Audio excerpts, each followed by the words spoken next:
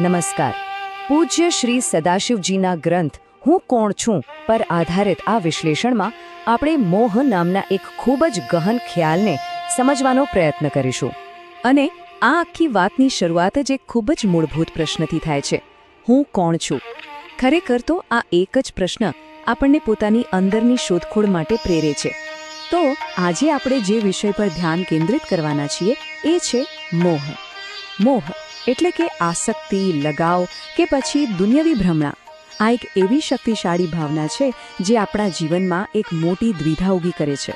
તો ચલો હવે આપણે આની અંદર ઊંડા ઉતરીએ અને સમજીએ કે આ મોહ જે છે એ આપણા જીવનમાં આખરે કેવો સંઘર્ષ ઊભો કરે છે. અહીંયા એક બહુ મોટો વિરોધાભાસ છે. જો એક બાજુ એમ કહેવાય છે કે મોહ અનિવાર્ય છે, મતલબ કે એના વગર સંસારની શૃંખલા જ જળવાયા જ ન શકે, અને બીજી બાજુ એ જ મોહ કષ્ટદાયી છે, કેમ કે એ આપણા વિવેક અને વિચારને ભ્રષ્ટ કરી નાખે છે. કેવું અજીબ છે નહીં? તો પહેલાં આપણે એ બાજુ જોઈએ કે મોહ શા માટે જરૂરી છે. આખિર એવું તો શું છે મોહમાં કે ગ્રંથ મુજબ એ જીવન માટે અત્યંત આવશ્યક છે. ચાલો સમજીએ. જરા વિચારો કે જો કોઈને કોઈના પ્રત્યે કે કોઈ વસ્તુ પ્રત્યે લગાવ જ ન હોય તો શું થાય? સમાજની આખી વ્યવસ્થા જ પડી ભાંગે. પરિવાર પ્રત્યેનો મોહ જ સમાજને ટકાવી રાખે છે, અને આપણી ઉપયોગી વસ્તુઓ પ્રત્યેનો લગાવ જ એનું રક્ષણ કરાવે છે. અને જો ગ્રંથમાં તો મોહની સરખામણી કામ, ક્રોધ અને લોભ જેવી બીજી શક્તિશાળી ભાવનાઓ સાથે કરી છે. મતલબ કે જીવનના વિકાસ માટે આ પણ એક જરૂરી તત્વ ગણાયું છે.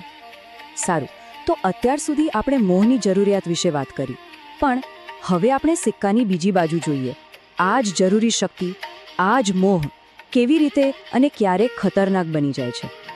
અહીંયા સમજવા જેવી વાત એ છે કે ખરો ખતરો મોહથી નથી, પણ અતિશય મોહથી છે. સંતુલિત લગાવ અને વધુ પડતા લગાવ વચ્ચે એક બહુ પાતળી ભેદરેખા છે, અને જ્યારે એ ઓળંગાય છે ત્યારે જ બધી સમસ્યાઓ શરૂ થાય છે.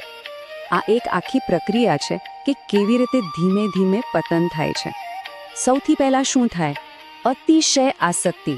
આપણે કોઈ વ્યક્તિ કે વસ્તુને જ આપણું સર્વસ્વ માની લઈએ છીએ. પછી આપણે આપણી આત્મમર્યાદા ભૂલી જઈએ છીએ, અને છેલ્લે આપણી સાચા ખોટાને પારખવાની વિવેક બુદ્ધિ જ ખતમ થઈ જાય છે. અને આની અસર ખાલી પોતાના પર જ નથી થતી. જ્યારે મોહ વધી જાય ત્યારે એ સામેવાળી વ્યક્તિના સ્વતંત્ર વિકાસને પણ રોકે છે, અને એમને આપણા પર નિર્ભર બનાવી દે છે. તો સવાલ એ થાય કે આવું થાય છે શા માટે? આ બધી ભ્રમણાઓનું મૂળ કારણ શું છે? ગ્રંથ આપણને એક બહુ સ્પષ્ટ કારણ તરફ લઈ જાય છે, અને એનો જવાબ આ અવતરણમાં ખૂબ સ્પષ્ટ રીતે આપ્યો છે. મૂળ કારણ છે આત્મબોધનો અભાવ. કારણ કે આપણને આપણા સાચા સ્વરૂપનું જ્ઞાન નથી, એટલે આપણે ભૂલથી પરિવાર કે ભૌતિક વસ્તુઓને પોતાના આત્મા કરતાં પણ વધુ કિંમતી માની લઈએ છીએ, અને મોહમાં ફસાઈ જઈએ છીએ. તો આ આત્મબોધ એટલે શું? સરળ શબ્દોમાં કહીએ તો પોતાના સાચા સ્વરૂપને ઓળખવું. એ જાણવું કે આપણે કોણ છીએ, જે આ બાહ્ય લોકો અને વસ્તુઓથી એકદમ અલગ છે. તો આપણે સમસ્યા જોઈ, એનું કારણ પણ સમજ્યા. હવે સ્વાભાવિક છે કે આપણે એના ઉપાયની વાત કરીએ. ગ્રંથ આપણને આમાંથી બહાર નીકળવાનો રસ્તો પણ બતાવે છે. ચાલો એ જોઈએ. ગ્રંથ મુજબ આ મોહના બંધનમાંથી બહાર નીકળવાનો એક જ રસ્તો છે, અને એ છે અનાસક્ત ભાવ કેળવવો.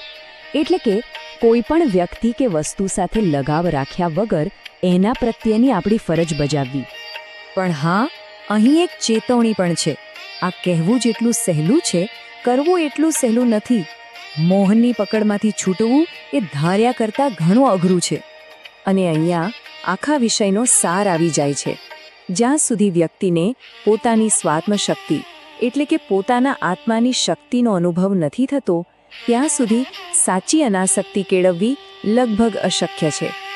અને આ જ વિચાર આપણને એક ખૂબ જ ઊંડા પ્રશ્ન પાસે લાવીને મૂકી દે છે કે જો આત્મશક્તિ વગર આસક્તિ છૂટતી જ ન હોય, તો પછી આસક્તિના આ ચક્રમાંથી બહાર નીકળવું કેવી રીતે? આત્મશક્તિ વગર આસક્તિ કેવી રીતે છૂટે? આ એક એવો પ્રશ્ન છે જે આપણને સૌને વિચારતા કરી દે છે.